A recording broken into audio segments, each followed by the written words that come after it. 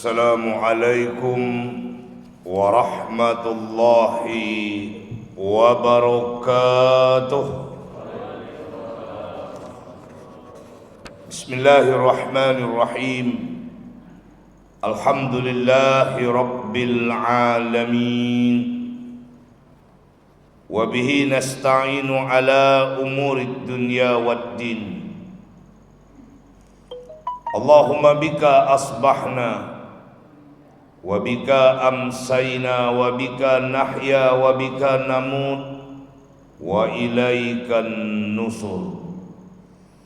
Asbahna ala fitratil Islam wa ala kalimatil ikhlas wa ala dini nabiyyina Muhammadin sallallahu alaihi wasallam wa ala millati abina Ibrahim hanifan musliman wa ma kana minal musyrikin. Allahumma fasalli wa sallim wa barik ala Muhammad wa ala alihi wa ashabihi ajma'in, amma ba'du. Qala Allah ta'ala fil Qur'anil Karim, a'udzu billahi minasy syaithanir rajim. Ya ayyuhalladzina amanu taqullaha haqqa tuqatih wa la tamutunna illa wa antum muslimun. Wahai orang-orang yang beriman, bertakwalah kepada Allah dengan takwa yang sebenar-benarnya, dan janganlah kalian mati melainkan dalam keadaan beragama Islam. Bapak-bapak, ibu-ibu, para orang tua-tua kami, para alim, para ulama yang sangat kami muliakan, saudaraku seiman dalam Islam, jamaah salat subuh Masjid Al-Hikmah yang insya Allah semua kita yang hadir senantiasa dimuliakan oleh Allah Subhanahu wa ta'ala. Sebagaimana biasa mengawali subuh kita ini, marilah kita bersama-sama membaca Sayyidul Istighfar. Nabi berjanji, barang siapa yang membaca Sayyidul Istighfar ba'da salat subuh lalu mati ia pada siang harinya, maka ia akan dimatikan dalam keadaan husnul khotimah. Dan barang siapa yang membaca Sayyidul Istighfar ba'da salat asar, mati pula ia pada malam harinya, maka ia juga dimatikan dalam keadaan husnul khotimah. Artinya, dua kali kita dianjurkan oleh Rasulullah SAW untuk membaca Sayyidul Istighfar. Mari Bapak Ibu bersama-sama kita bacakan. Allahumma anta rabbi la ilaha illa anta khalaqtani wa ana abduka wa ana ala ahdika wa wa'dika mastata'tu wa a'udzu bika min syarri ma sana'tu abu'u laka bi ni'matika alayya wa abu'u laka bi zambi faghfirli fa innahu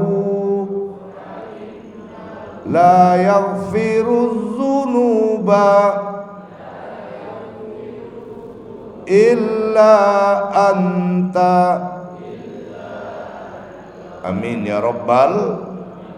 Semoga Bagi bapak ibu yang sudah hafal, dikuatkan oleh Allah, diingatkan oleh Allah untuk senantiasa mengamalkannya. Bagi yang belum hafal, semoga Allah mudah menghafalnya. Cari di Google, tekan gambar mic Sayyidul Istighfar, keluarlah dia nanti. Apalagi di masa-masa pandemi ini, Pak. Saya selalu katakan ada 2 vaksin yang harus kita lakukan dalam menghadapi pandemi ini. Yang pertama, vaksin langit. Yang kedua, vaksin dunia. Inilah makna yang dibaca tadi terakhir. Dan ini harus kita baca, kata Nabi, 3 kali setiap pagi dan sore. Bismillahilladzi la yadurru ma'asmihi syai'un fil ardi wala fis sama wa huwas samiul alim.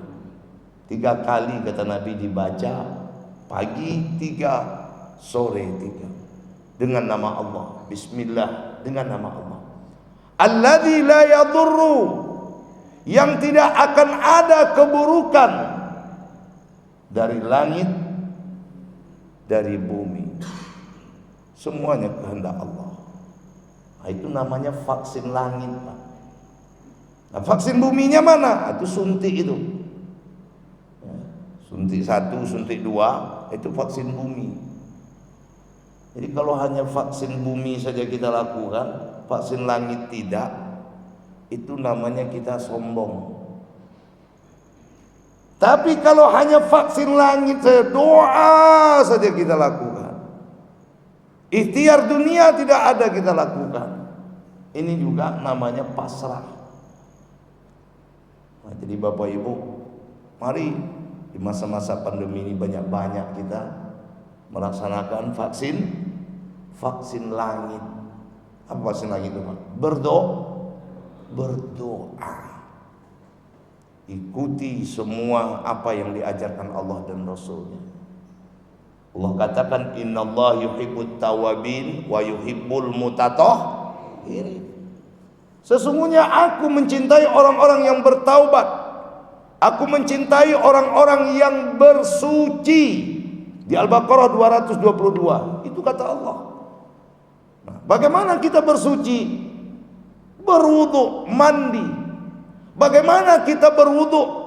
Salah satu sunnah yang diajarkan adalah memasukkan air ke mulut dan memasukkan air ke hidung. Ketika kita masukkan air kita ke hidung, terasalah oleh kita bagaimana lapangnya, Pak, kepala kita ini. Ini ajaran Rasulullah Shallallahu Alaihi Wasallam. Disuruh kita mencuci tangan kita. Nah, ini vaksin langit. Nah, nanti barulah datang petugas, ayo vaksin. Nah, kalau kau tak vaksin, nah ini payah ini ya, suntik. Insya Allah Bapak Ibu kena juga kita. Nah, itu namanya takdir. Jadi semakin banyak musibah itu semakin bersujud. Itu kenapa Allah dalam 2 surat berdekat-dekatan, Pak. Al-Baqarah 45, wasta'inu bisabri wassalah, sabar salat. Di surah Al-Baqarah yang lain, ya ayyuhalladzina amanu sta'inu bisabri wassalah. Setiap ada kata sabar, salat.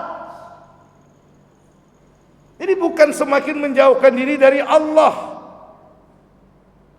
Ini kenapa Imam Al-Ghazali mengartikan sabar itu menjadi 3. 1, sabar di dalam melaksanakan ketaatan. 2, sabar dalam menjauhi maksiat. 3, sabar di dalam menghadapi musibah.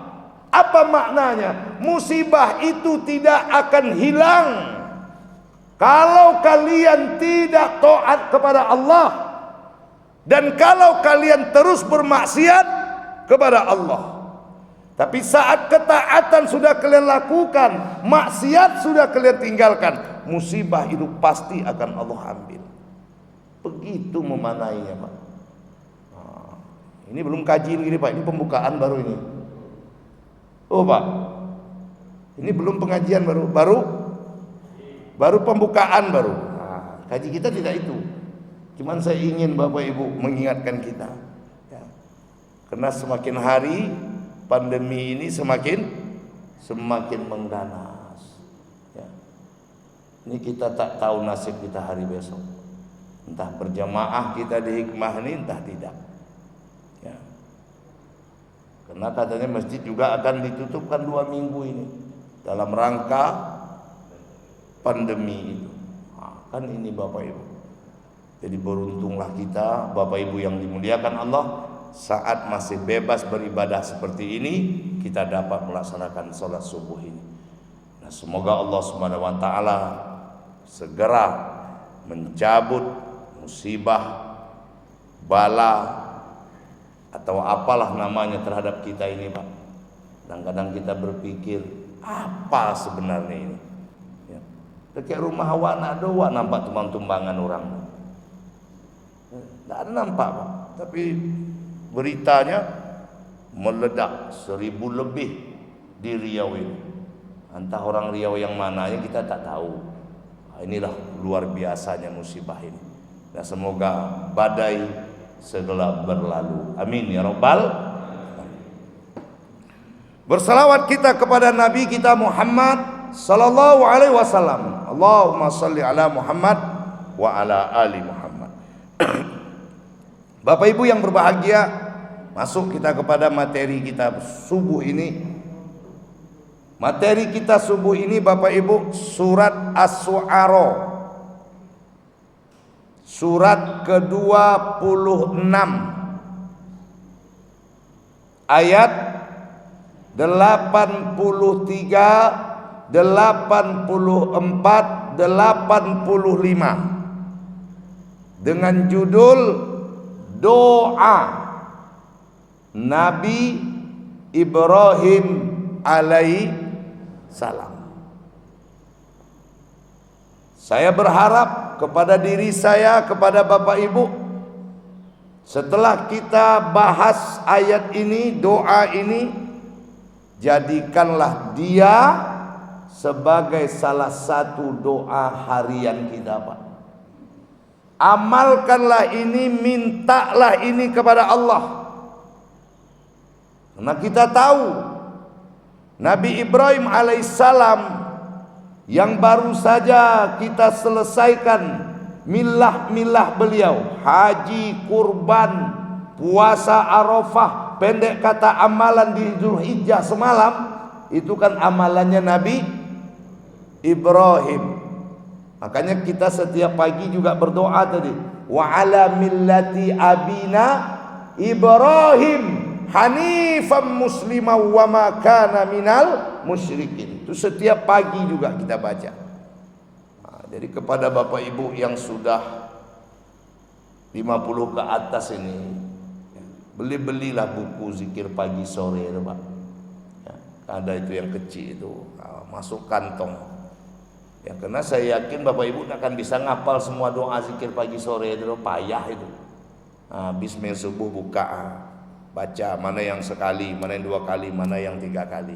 Yang 50 ke atas, yang 50 ke bawah, kalau otaknya bebal beli juga lah. Nah, ya, kalau otaknya bebal beli juga lah. Jadi makanya saya bacakan semua zikir pagi sore itu. Nah, Bapak Ibu yang dimuliakan Allah, Nabi Ibrahim itu mendapat gelar Khalilullah, kekasih Allah. Kenapa dia mendapat julukan kekasih Allah? Salah satunya adalah beliau selalu mengedepankan Allah di atas segala-galanya. Makna mengedepankan ini adalah apapun aktivitas beliau, beliau selalu mendahuluinya dengan doa. Kalau kita Bapak Ibu, kira-kira mana dulu? Kerja dulu atau doa dulu? Atau doa dulu baru kerja? Mana yang betul ini? Usaha dulu baru doa atau doa dulu baru usaha? Mana kira-kira?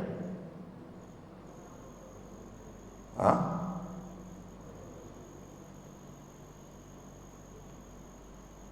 Usaha berdoa atau berdoa usaha? Mana yang betul?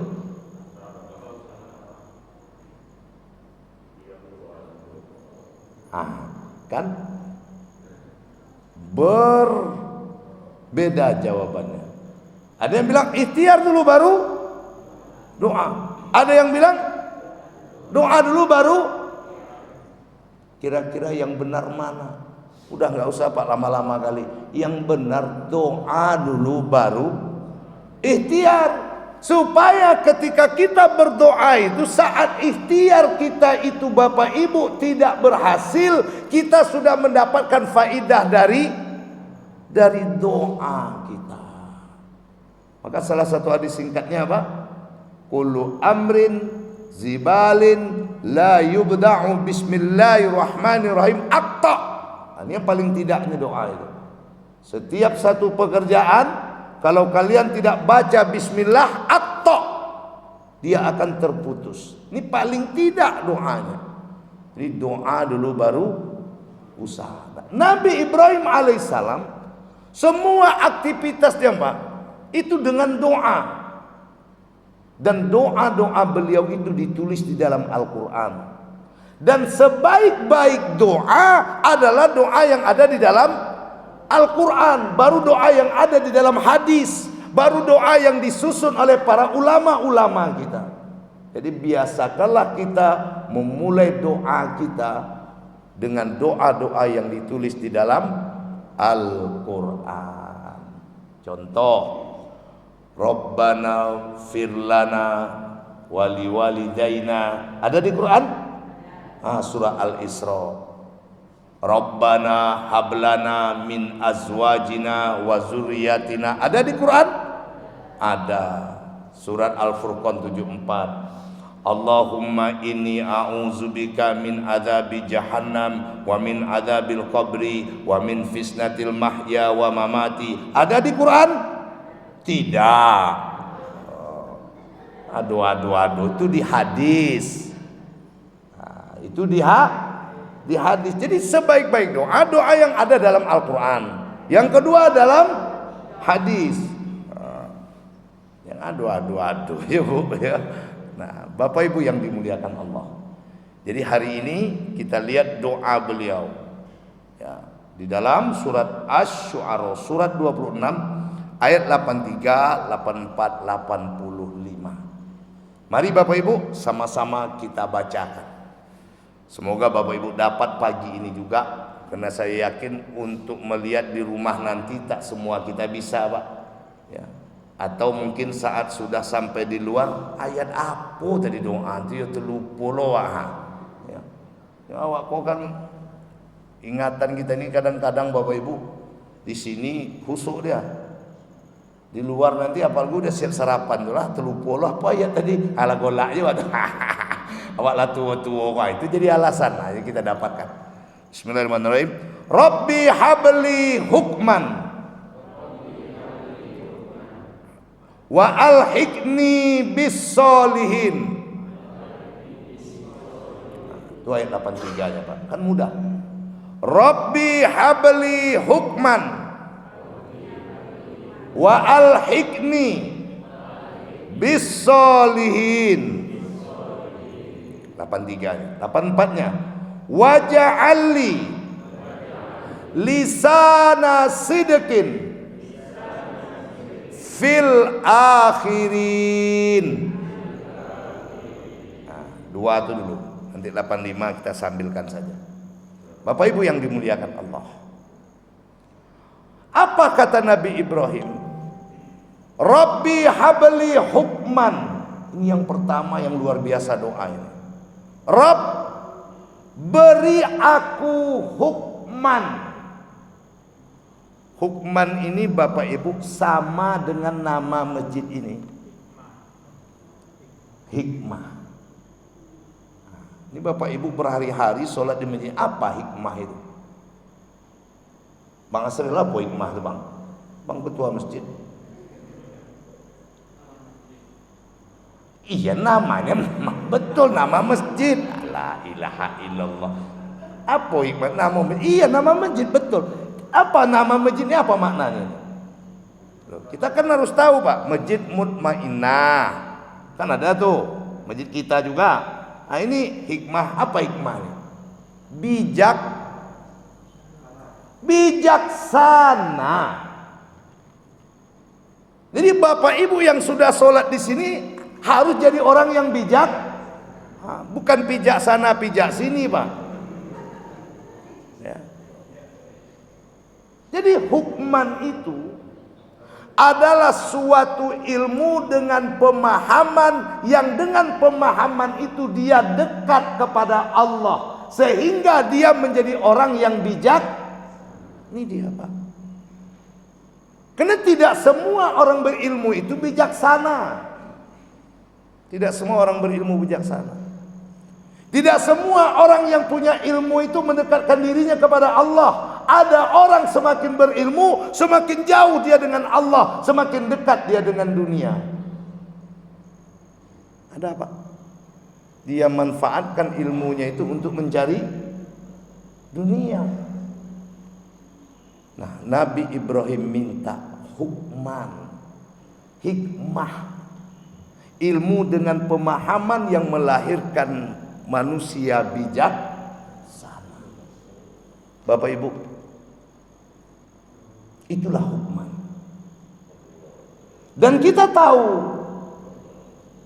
bagaimana orang yang hukman itu di mata Allah Subhanahu wa taala. Salah satunya ada manusia yang dia bukan rasul, yang dia bukan nabi, tapi diabadikan di dalam Al-Quran. 2 kali namanya disebut dalam Al-Quran, bahkan menjadi salah satu nama surat di dalam Al-Quran karena hikmahnya.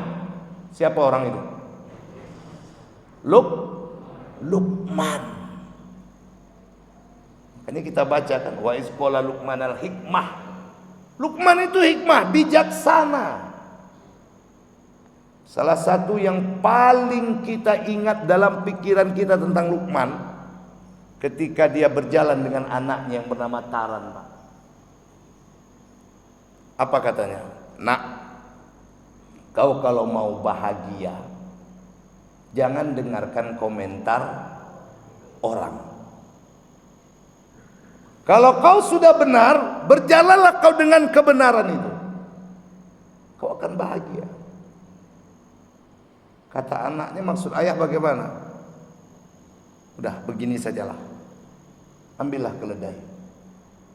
Diambillah oleh anaknya itu keledai yang jalannya terseok-seok, Pak. Nah, kata Luqman, naik kau nak. Anaknya naik. Kemudian mereka pergi berjalan. Lewatlah di dekat orang banyak. Orang banyak mulai komentar, anak tidak berakhlak.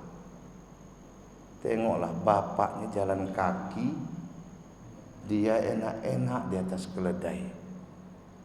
Dengar sama Luqman dan anaknya. Luqman nengok, dengar kau nak, itulah orang. Padahal nyuruh naik ayahnya. Jadi gimana ayah? Udah, kau turun, biar ayah yang naik. Naik. Anak jalan, lewat lagi. Kata orang, oh bapak kurang ajar.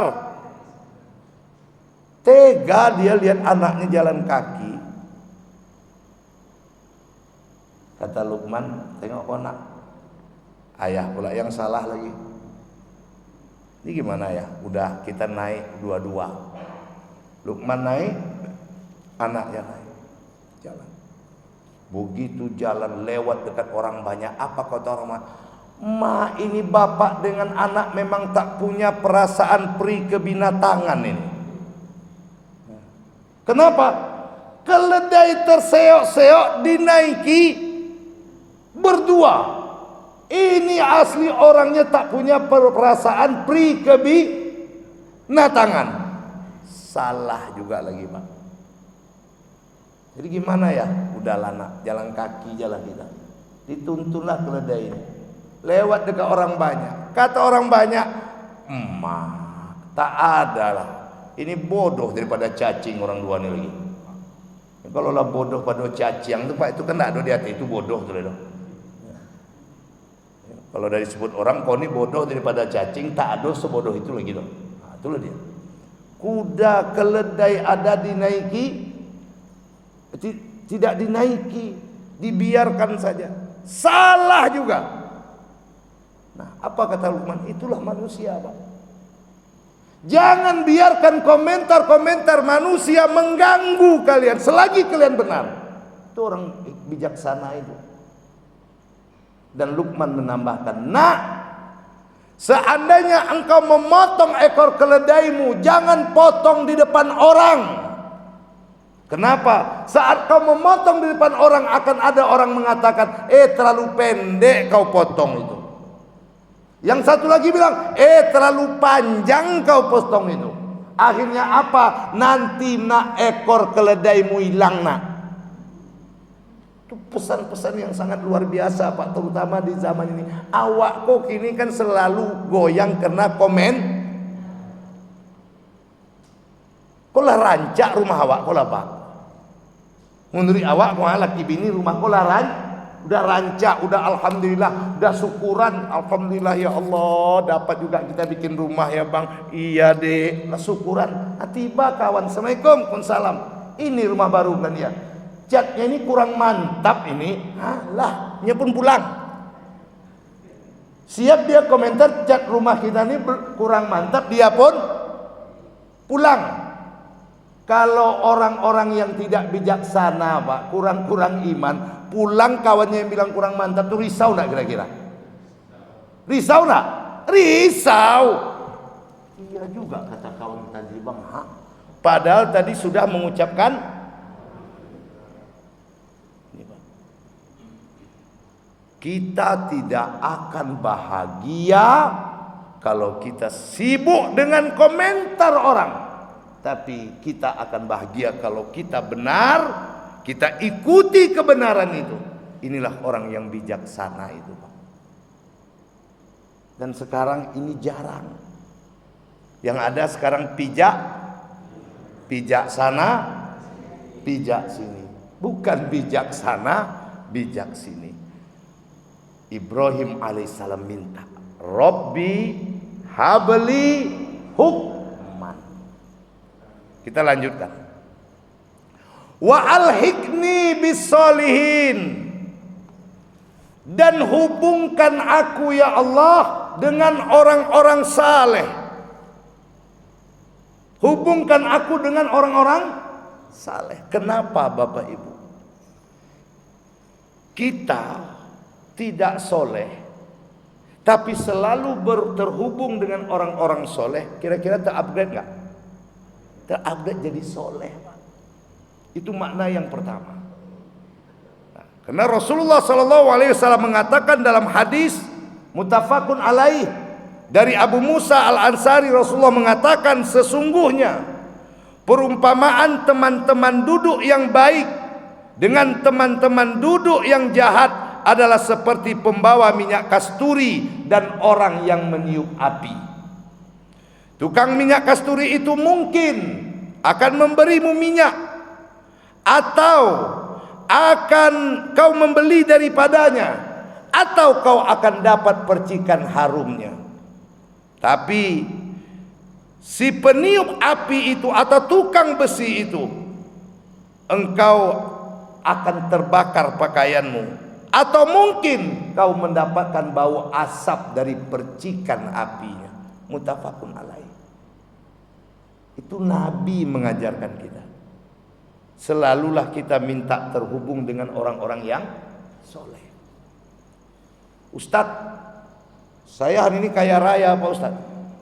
Haruskah saya duduk dengan orang-orang kaya? Boleh kalau dia soleh. Kalau bapak orang kaya duduk dengan orang kaya tapi munafik, insya Allah mati, Pak. Pasti bicaranya menambah kekayaan. Iya kan? Apa boleh? Kan mau jual Kok pulau lah, pulau mana oleh? Kan itu bicaranya. Tapi jikalau kau punya kekayaan, kau dihubungkan dengan orang-orang soleh, kekayaanmu itu akan menambah kesolehanmu. Ini salah satu kenapa Nabi Sulaiman membaca doa yang luar biasa itu. Kan ada doa Nabi Sulaiman yang dibacakan subuh tadi Pak. Rabbi auzi'ni an ashkura ni'mataka allati an'amta alayya wa ala walidayya wa an a'malan salihan tardah wa adkhilni bi rahmatika fi ibadikas. Masukkan aku ya Allah dalam golongan hamba-hamba yang soleh. Tahukah Bapak Ibu, kapan Nabi Sulaiman alaihissalam membaca doa itu? Ketika dia dalam puncak kejayaannya. Ketika Nabi Sulaiman berada dalam puncak kekuasaannya. Parade lah dia Pak. Tahu parade? Ui, ini nanti capek saya Ustaz, gue bebe istilah ngerati. Parade, tahu parade? Bukan goes, parade. Apa wai? Beko parade Pak. Siapa pasukan paradenya itu? Wajununnya itu siapa? Tentaranya itu siapa? Jin. Semut masuk dulu. Gajah, burung, mentereng-mentereng tentaranya Pak. Tahu-tahu terdengar dia suara orang kecil. Itu maknanya itu. Ya ayuhan namal, hei para semut. Siapa yang membaca itu? Raja semut itu. Manasikakum, masuk kalian ke dalam lubang kalian, masuk. Kenapa? Sulaiman akan lewat bersama bara tentaranya. Bayangkan Bapak Ibu ya, kita lihat ayatnya. Sulaiman akan lewat bersama bala tentaranya. Lalu Sulaiman fatabassama dahikam min qawliha wa qala, mendengar suara semut itu, fatabassama dahikan, tersenyum Sulaiman Pak. Senyum dia nengok semut itu. Menengok semut itu masuk ke lubang itu, senyum Nabi Sulaiman. Lalu dia pun berdoa, Rabbi auzi'ni. Artinya apa? Terhadap orang kecil, kan malu yang paling kecil semut, Sulaiman alaihissalam masih punya perhatian yang besar. Stop! Di-stoplah parade pawai tadi Pak, sehingga satu semut pun tak ada terinjak, padahal berada dalam puncak kekuasaannya, berada di pucuk pimpinan yang tertinggi, tapi dia selalu menghargai orang-orang kecil, dan dia tutup dengan jadikan aku orang-orang yang soleh. Itu Sulaiman alaihissalam. Jadi punya kekayaan, punya pangkat, punya jabatan, Bapak Ibu, ayo gaul dengan orang soleh, supaya kita jadi orang soleh. Kalau sudah soleh, orang kecil pun dikondak, mencekik-cokik aja nih Pak. Ya. Siapa Pak Ustaz? Ya, entah siapa lah, ya. Gara-gara tidak berkawan sama orang, tidak berkawan dengan orang soleh. Nah, ini Bapak Ibu yang berbahagia. Jadi minta itu Pak, di-upgrade. Jadi ini ada hadis dari Abu Musa al-Asy'ari, disuruhlah kita berteman dengan orang soleh itu. Ya paling tidak nanti dia manggil kita. Ya. Dah. Bapak Ibu, masuk kita ayat 84. Waja'alli. Mari Bapak Ibu, waja'alli lisana sidqin fil akhirin. Coba dengarkan Bapak Ibu. Kata Nabi Ibrahim dalam doa ini, jadikan aku tutur kata yang baik bagi orang-orang setelah aku. Subhanallah. Lah mati ya Wak, orang cakap yang baik-baik, yang elok-elok. Ini kan luar biasa Pak. Wala taqulu liman yuqtalu fi sabilillahi amwat bal ahya'u walakin la tash'urun.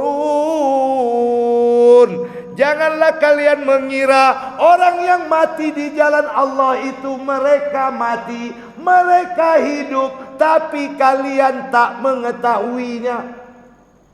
Sehingga Imam Al-Ghazali Bapak Ibu mengatakan orang hidup itu terbagi menjadi 4. 1 kata beliau, al-haya'u bil hayah. Orang yang hidup betul-betul hidup. Apa maknanya? Khairun nas anfa'uhum linnas. Orang yang paling baik itu hidupnya bermanfaat. Itu dia hidup betul-betul hidup bermanfaat Pak. Tekonang-konang orang saminyo toroi. Ya Allah, teringat lawak dengan Bang Asril kok ya. Kok bisa kok 50 tahun lagi kok Pak. Ya. Dulu waktu ada dia hiduplah masjid ini umpama ini. Ini dia. Di sana sedikit. Apa ilu Pak RW beda ya Pak RW kini je Pak RW potang ya. Kau 50 tahun lagi kok Pak. Ya Pak RW potang tuh setiap subuh hadir ya. Ya setiap subuh hadir. Di Pak RW kini kok enggak tahunya juga agama dong. Itu lisana sedikit. Kenapa? Bil hayah, dia betul-betul hidup. Yang kedua, ada orang Bapak Ibu, al mautu bil hayah, dia sudah mati tapi masih ada tidak? Sultan Syarif Kasim mati atau hidup? Mati, tapi masih hidup enggak? Masih. Setiap kita ke bandara tersebut namanya itu. Di mana kau gini? Di Bandara Sultan Syarif Kartini. Lah mati itu Pak. Perempuan itu. Hidup enggak dia? Belum. Kalau kita lewat sebelah itu. Di mana kau gini? Di jalan. Udah mati tapi hidup. Itu yang dicari Pak. Nah. Yang ketiga ini parah.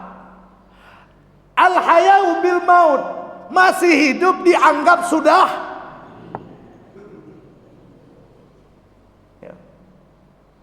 Ini masih hidup tapi dianggap apapun terjadi sama orang, sama dia apa orang sepele aja. Sampai ada yang mengatakan mati kucing lah situ orang kan ya. Si anu itu kena musibah tuh mati kucing lah, tak peduli orang. Dan ada pula kata beliau al-maut bil maut, mati betul-betul mati. Ada 4 kehidupan ini. Nah kita masuk golongan mana? Harus masuk golongan 1, 2 Pak. Jadikan hidup kita ini bermanfaat. Maka ketika kita bermanfaat, insya Allah mati kita jadi lisana sedikit, sebutan yang baik. Karena ada juga kita disebut-sebut tapi sebutan yang buruk. Ada Pak, disebut-sebut kita selaku suami ini. Datanglah bini kita saat kita mati, anak kita nangis-nangis. Oh nak, jangan kalian terlalu menangis. Kalian tidak tahu siapa bapak kalian, itu mama yang tahu. 15 tahun mama jadi istri bapak kalian ini, tahu enggak? Tensi mama setiap hari 200, 250. Gula mama pokoknya gawat nak. Untung Tuhan sayang dengan mama, diambil ini cepat bapak kalian ini. Tengoklah begitu bapak kalian mati, normal semua darah mamanya. Cobalah tuh. Dicito kan juga, tapi cito yang buruk. Kita minta cerita-cerita yang indah. Nah, kata Imam Asy-Syafi'i Pak Bu, manusia, Kalian dulu lahir menangis, orang yang menyambut kalian tertawa. Iya enggak? Betul tidak? Nangis kita betul. Oma awak senyum. Alhamdulillah. Ayah kita senyum. Keluarga kita senyum. Selamat ya ada lahir si fulan. Maka buatlah nanti ketika kau pergi meninggalkan dunia ini, orang menangis, engkau yang tertawa. Jangan sebaliknya, kau lahir menangis, orang golak. Kau mati, orang golak juga. Nah, kan ada tuh Pak. Ini bakal ada nanti nih. Begitu mati, alhamdulillah. Nah, senang orang. Bukan menangis. Kalau Bung Hatta kan menangis. Sampai dibuat lagu oleh Iwan Fals kan. Hujan air mata di pelosok negeri. Ada kan? Itu nyanyi buat Bung Hatta Pak, wakil presiden kita itu. Dibuat lagu seolah-olah dia mati, semua menangis. Ini orang baik. Nah, maka kita minta waja'ali lisana sidikin fil akhirin. Nah, terakhir Bapak Ibu, ya, waja'alni miwarosati, waja'alni miwarosati, dan jadikan aku ya Allah pewaris jannatin naim, pewaris surgamu naim yang penuh kenikmatan. Nah, hafalkan 3 ini Bapak Ibu. Sedikit lagi Pak ya. Udah bisa sholat belum? Nah, sedikit lagi Bapak Ibu. Dan Nabi Ibrahim ini Pak Bu, kita tahu sesuatu yang paling menyakitkan beliau nanti di akhirat apa Pak? Melihat ayahnya masuk neraka, azab. Ini yang paling berat. Maka Nabi Ibrahim mengatakan waqfir li abi, ya Allah ampuni bapakku, innahu kana minadh-dhalin, sesungguhnya bapakku itu sesat. Di hari kiamat nanti, tolong ayah Ibrahim, tolong. Yang namanya anak Pak tentu tidak bisa, pasti dia berdoakan, ditegur oleh Allah. Tidak boleh kau doakan bapakmu lagi dah habis. Tapi Ibrahim ibadah doakan juga. Kau lihatlah di bawah. Dilihat di bawah oleh Nabi Ibrahim dah berdarah. Begini-begini ditenang-tenang oleh Nabi Ibrahim baru terlepas. Maka disinilah Nabi Ibrahim itu mengatakan, wala tuhzini yauma yub'atsun. Jangan kau hinakan aku ya Allah pada hari berbangkit nanti. Yauma la yanfa'u malu wala banun. Ternyata di hari itu tidak ada gunanya harta, tidak ada gunanya anak. Illa man atallaha biqalbin salim. Kecuali siapa-siapa yang datang kepada Allah dengan hati yang bersih. Hati yang bersih itu kembali ke atasnya Pak. Bijaksana, pergaulannya orang-orang soleh, bahkan dia bisa menciptakan satu kesolehan bagi orang lain, dan akhir kehidupannya menjadi tutur kata yang baik. Inilah makna ayat ini yang saya selama bulan Zulhijjah semalam saya perhatikan Pak, indah betul. Maka saya katakan buatlah ini bahan pengajian. Nah, semoga 3 ayat itu, paling tidak 2 lah, ya bisa Bapak Ibu amalkan.